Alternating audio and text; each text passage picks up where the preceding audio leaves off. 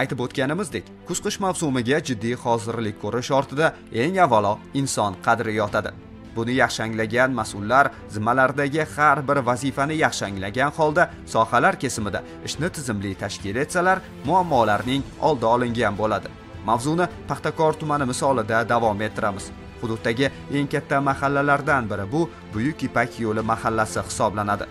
100 dan ziyod ko'p qavatli uylar mavjud bo'lgan mazkur hududda aholi shu paytga qadar juda ko'plab muammolar qurshovida yashab kelgan. Qurilib foydalanishga topshirilganiga 60 yil bo'lgan Paxtakor tumani Buyuk Ipak yo'li mahallasidagi mazkur ko'p qavatli uylar bugun kuz-qish mavsumiga tayyorgarlik doirasida bazalt qoplamalar bilan qoplanyapti. Energiya tejamkorlik maqsadida. Shu bilan birgalikda elektr tarmoqlarini tortish, yangi suv tarmoqlarini tortish va albatta mahalla aholisining ko'p yillik orzusi bo'lgan oqova suv tarmoqlarini tortish ishlari ham bugun jadallik bilan davom etyapti. Va mahalla aholisining quvonchiga sabab bo'layotgan yana bir loyiha ishga tushirilish arafasida. Ya'ni ushbu hudud uchun, ya'ni 104 ta ko'p qavatli uylar uchun yaqin orada markazlashgan qozonxona isitish tizimi foydalanishga topshirilishi rejalashtirilgan. Bu ham albatta mahalla aholisining farovonligini ta'minlash yo'lida katta bir qadam deyishimiz mumkin. Bu borada mahalla aholisining o'zi bilan suhbatlashamiz va ularning fikr-mulohazalari ham albatta shuncha yillar davomida amalga oshirilgan kuz-qish mavsumiga tayyorgarlik qayda-yu joriy yilda amalga oshirilayotgan ishlar qayda? Buni o'zlari so'zlab berishadi. Biz juda ham bir sabr qanoat bilan yashab keldik. Bu yerda endi 104 ta ko'p qavatli uy bo'lgan bilan nomigagina bor edi. Rahmat hurmatli prezidentimizga katta bir mablag'lar ajratib, elimizni, yurtimizni, fuqarolarni qo'llab-quvvatlash uchun juda ham bir katta ishlar boryapti. Xalqimiz bilan, yurtimiz bilan, fuqarolar bilan xursandmiz. Boshimiz osmonda. Biz o'ylagan edik, cho'kib ketdik. Qayerda yashaymiz deb yurganlar ham bo'lgan. Ko'rgan odam juda ham xafa bo'lib, achinib ketar edi. Birlar devorga aylantirilgan, kimdir katta qilgan, boshqagan hammasini mana yelda roziligi, yurtni roziligi bilan o'sha narsalar hammasi buzilib, tekislanib, mana hozir ham remont ishlari boryapti. Ertaga hamma joy asfaltlashgan, kanalizatsiya deymiz, fasatlarni qayta qurilish, elektr energiya ishlari hammasi barqaror boryapti. Bundan biz juda ham xursand, xalqimiz xursand. Prezidentimizga 1000 marta rahmat aytamiz. Bizning mana shu Paxtakor tumani Buyuk Ipak yo'li mahalla fuqarolar yig'inida ancha muammolar yig'ilib qolgan edi. Bir o'sha tuman miqyosida bir og'ir hududlarga kirardik. Mana bu yil davlatimiz rahbarining, muhtaram prezidentimizning e'tibori bilan juda katta ishlar amalga oshirilmoqda bu yerda. Dastlab mana shu hududdagi 104 ta 2 qavatli uylardan iborat xonadonlarimiz bor. O'sha xonadonlarda aholini eng qiynab kelayotgan muammolardan biri mana shu qishda xonadonlarni isitish, bularga mana shu tok yetkazib berish, qolaversa mana shu xonadonlardagi barcha mana muammolarni hal qilish juda ham bizning oldimizda turgan juda katta vazifa edi. Mana bu yil hozirgi kunda mana shu xonadonlarda tashqi qismlarini mana shu issiq sovuq o'tkazmaydigan qoplamalar bilan qoplash, qolaversa bundan tashqari mana kanalizatsiya tizimlarini ishga tushirish davom etyapti. Bizda asosan mana shu xonadonlarning sanitar holati ham yaxshi emas edi. Sababi mana shu hamma domlarimizda atrofida hojatxonalar mavjud edi bugungi kunda.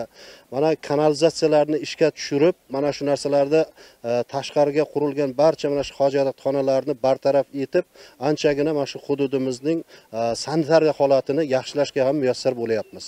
Mahallamizda mana shunday xalqimizni o'ylab qilinayotgan ishlardan, bugungi kunda mana shu xalqimizga bo'lgan e'tibor, g'amxo'rlikdan barcha mana shu mahallamiz ahli mamnun. Biz ham endi mana shu xalqimiz bilan qarab turmaymiz.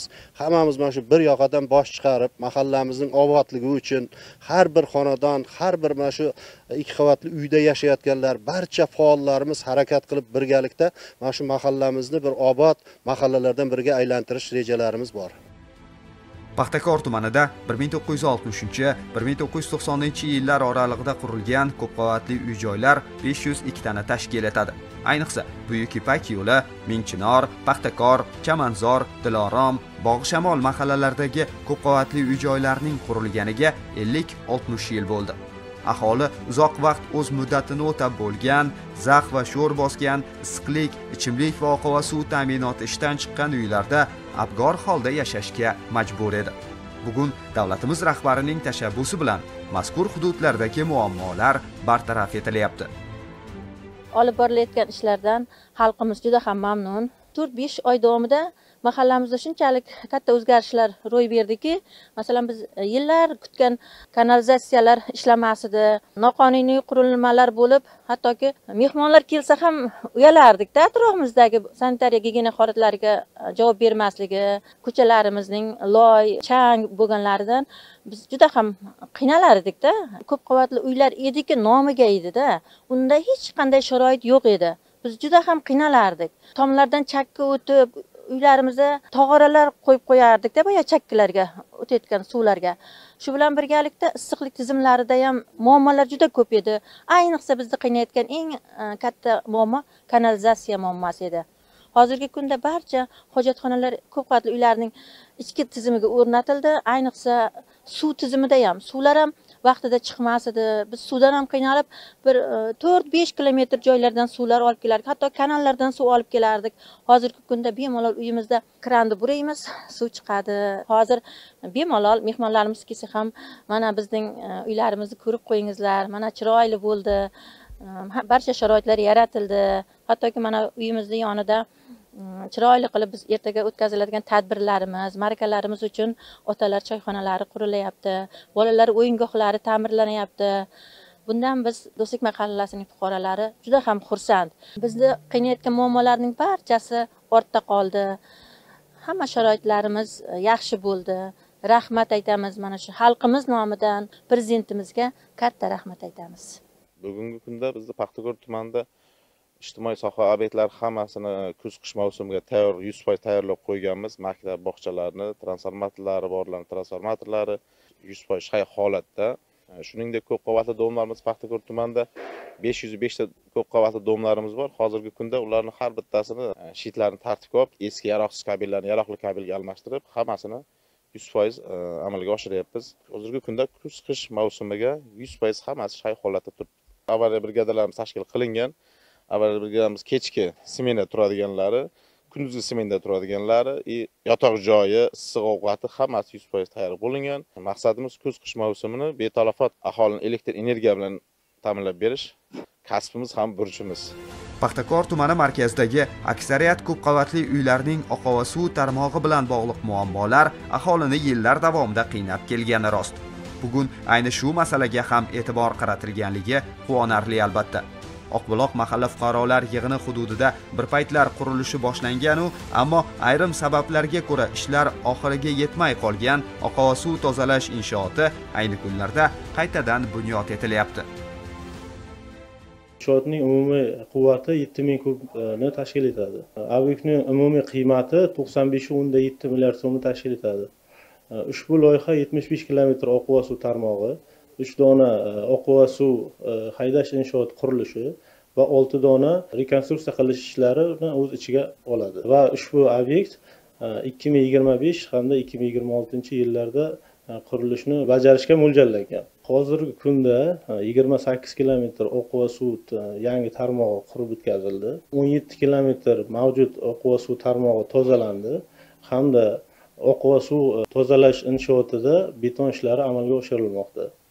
Ushbu obyekt foydalanishga topshirilgandan so'ng tuman markazidagi 48,5 ming aholining oqova suv qamrovi 20% dan 85% ga ko'tarilishi rejalashtirilgan.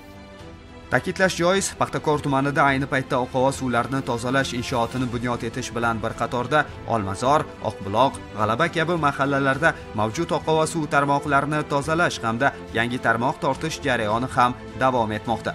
Yevropa texnologiyasi yordamida amalga oshirilayotgan ushbu jarayonda tajribali quruvchilar ishlarni belgilangan muddatda sifatli qilib bajarishga bor e'tiborlarni qaratishgan.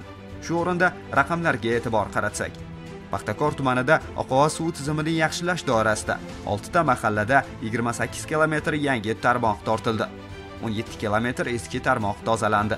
Quvvati 7000 kub metr bo'lgan oqova suvni tozalab beruvchi inshoot barpo etilyapti. Natijada oqova suv xizmati sohasida qamrov darajasi 85% ga ko'tariladi. Umumiy olib qaraganda, bugun ko'p qavatli uylarda istiqomat qiluvchi 17,5 ming nafardan ortiq paxtakorliklarning turmush darajasi yaxshilanmoqda. Endi kuz-qish mavsumida bamayli xotir, shinam, yorug', issiq xonalarda munosib sharoitlarda yashashlaridan ular baxtiyor.